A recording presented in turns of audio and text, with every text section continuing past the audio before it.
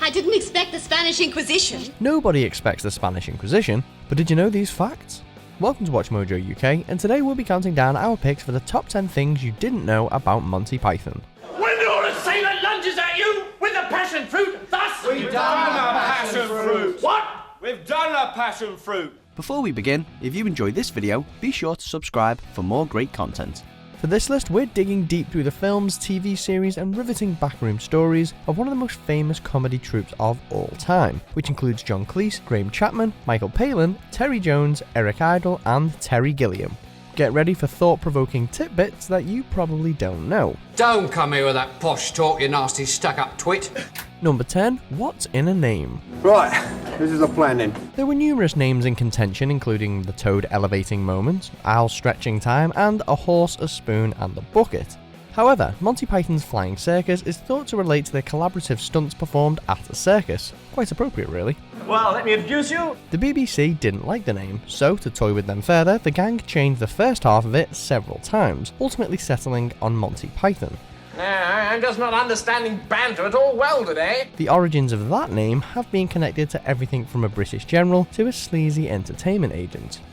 Number 9. The Holy Grails budget problems. Now stand aside, worthy adversary. 'Tis but a scratch. The Holy Grail is one of the greatest comedy films ever made. Its initial budget was partly raised by rock bands like Led Zeppelin and Pink Floyd, but the starting sum was inadequate, so countless corners were cut on set. Coconuts were used as horses because they couldn't afford real ones, plywood cutouts mimicked distant castles, and nearby tourists were used as extras. Oh, and the random abrupt ending wasn't planned. They had to make it up because the money ran out. Yes, they're the ones, I'm sure. Come on, anybody else to go to? I'll come back. Yes, Back right away. Number 8. What's with the weird animations? Speaking of random, a huge part of Monty Python's style is its surreal artwork and animations, featured prominently in its opening credits and when linking between jokes.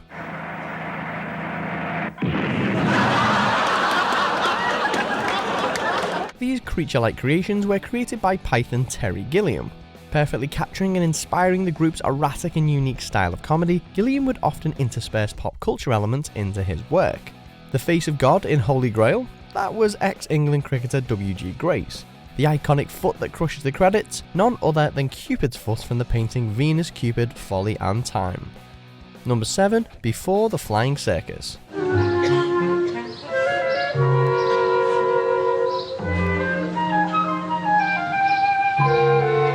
Of course, we've probably all heard about how they met at Cambridge and Oxford, but it was their work together on shows like Do Not Adjust Your Set and The Frost Report that helped them refine their writing and fuel their reputation. Similarly to The Flying Circus, these shows featured satirical comedy sketches as well as early appearances from the two Ronnies and David Jason. But it's clear from the show's disjointed, radically unpredictable setup that there was Python influence. Number 6. There were nearly 2 separate Python groups. Did you hear him? When they were starting out, the 6 Pythons were offered their own TV shows. Cleese and Chapman were approached by the BBC, while ITV offered Palin, Idle, Jones and Gilliam contracts. Hello, I would like to buy a fish license, please. But ITV couldn't get a studio together in time, and Cleese wasn't keen on a 2-man show, so the split never happened. Supposedly, Cleese's desire to work with Palin again was a major reason for why they stuck together. Anyway, we're glad they did. Bill pays? Sorry. Red Windsor? I'd normally say yes, but today the van broke down. Stilton? Sorry. Number 5. The Pythons' creative process. They're off! Oh, no, they're not. Yeah. With so many streams of creative comedy consciousness, you wonder how the Pythons made sense of any of their elaborate left-field sketches. Well, apparently their writing process was organised, democratic, and strictly 9 to 5. Don't give me that, you snotty-faced heap of parrot droppings! What? Shut your festering gob, you tit! Your type makes me puke! They would segment into small groups, usually Cleese and Chapman, Jones and Palin, and Idle on his own, then reconvene, Gilliam included, to discuss their ideas. They'd then take a vote on whether they thought each idea was funny enough to make the cut. Each member also had their own specialities, be it visual comedy or absurd violence. It's all in a day's work for bicycle repairman. Number 4. Email spam and other Python-inspired names. Morning! Morning! As part of a lasting legacy, Monty Python have inspired the naming of several things over the years. Egg and spam, egg bacon. For example, the overwhelming flow of unsolicited emails was appropriately labelled spam after the Python's famed spam restaurant sketch, where the meaty treat floods the menu. Why can't you have egg, bacon, spam and sausage? That's got spam in it! Not as much as spam, egg, sausage and spam. Then there's the Ben & Jerry's ice cream flavour, the Monty Python, a huge prehistoric snake discovered in Australia, Monty Pythonoidus riverslayensis, and there's even far-flung asteroids, 9617 Graham Chapman, 9622 Terry Jones, the list goes on. Great boobies, honey bun. My lower intestine is full of spam, egg, spam, bacon, spam, tomato, spam. My nipples.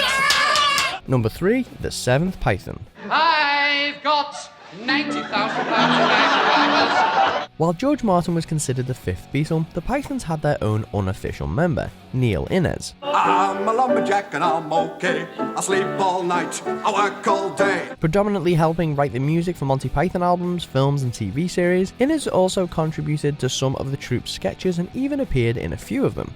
He's credited as co-writer on sketches like Most Awful Family in Britain, he appeared in Holy Grail, and he wrote the film's classic Brave Sir Robin, and many, many more. He is brave Sir Robin, brave Sir Robin. Shut up! Number 2, Python vs ABC. Good God, I've forgotten about her. In 1975, the Pythons found their sketches being broadcast on the American network ABC. But huge chunks of their comic material was cut out to make way for adverts or because it was deemed inappropriate. You naughty person. Feeling their creative copyright had been infringed and that the sketches were ultimately made unfunny, they took ABC to court and won the case for a milestone moment in American law. I'm the chairman of a multi-million-pound corporation. The thing that clinched it? Well, they showed the original sketches and the rehashed ones back to back. Censor the Pythons and you will be bitten. Lots of bitching in the tents. You couldn't get near the mirror. Number 1, the origins of the Dead Parrot sketch. Hello, miss. What do you mean, miss? I'm sorry, I have a cold.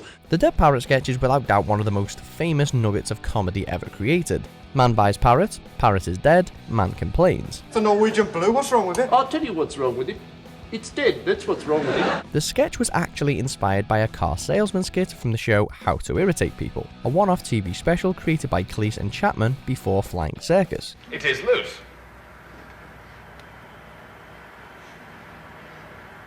Oh, your gear lever's loose, isn't it? It features a similar setup, except the parrot is substituted for a faulty car. Tell you what, bring it in, we'll have a look at it. Palin plays the same salesman role with an answer for everything. Godspeed, Pythons. Hello, Polly! Polly! Polly Parrot, wake up! Do you agree with our picks? Check out these other great clips from WatchMojo UK and subscribe for more great content.